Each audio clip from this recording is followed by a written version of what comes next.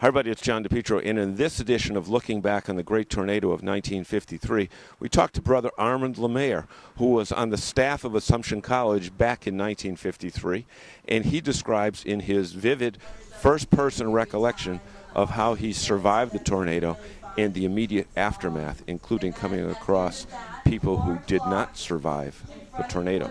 Let's hear what he has to say. Brother Armand, you were in it that day. Tell us what your experience was. Well, I was in the house on the first floor of the old prep school building, the tower building, and all of a sudden the noise was like a freight train, and we didn't know what a tornado was all about. We never had any. And all of a sudden it was like a train rumbling through. And it got very, very dark.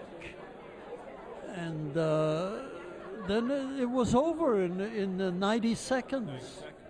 I think that book, 90 Seconds, that changed Worcester. Tell us about the preparation that you had. How much time did they tell you up front about tornado coming through?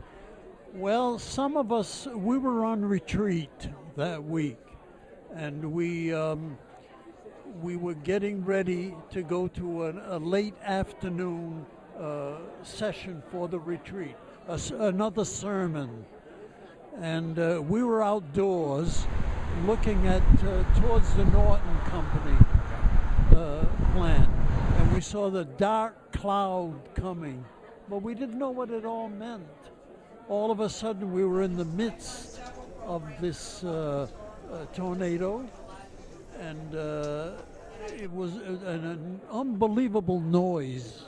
Now, let me ask you this question. The college was out of session, but originally it was supposed to be, the students were supposed to be there that day, or there was graduation that was scheduled right around that, but it was changed at the last minute. What's that story? Wait a minute now. Well, there was a confusion in the setting of the date for the high school graduation and the college graduation, which were both held on the Greendale campus. And then, we had to advance one of the dates, and that was just the day before. And so that could have saved hundreds of lives between the students and visitors. It certainly could have. It certainly saved them because it diminished the crowd of campus. Now, here's what I was told. The campus buildings were badly damaged, and certainly the surrounding areas were badly damaged. But tell me about the chapel, because I'm told that the chapel was kind of like spared. Well, it was spared in the sense that the four walls stood up. But the windows, which they're being restored now, that's the second set. That first set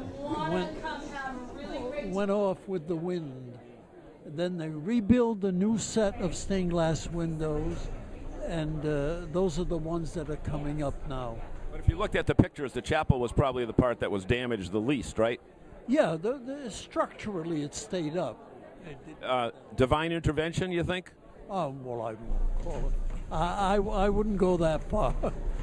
Now, have you heard anything about that they found library books from the college or the prep down at the Cape within a short period of time after that? I found out in the Boston area. I never heard of the Cape.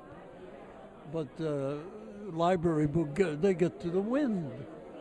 And I'm sure some of them did go with the wind. And how about Assumptionists or were there nuns killed or Assumptionists killed? 2 nuns were killed immediately. In fact, I carried the body of one of the nuns the length of the prep school building to bring her at the other end. And the next day they were sent to Canada for burial. Now, it's 60 years ago. Does it seem like yesterday in a way? In a way, some of the timing is very vivid. I still remember those with details.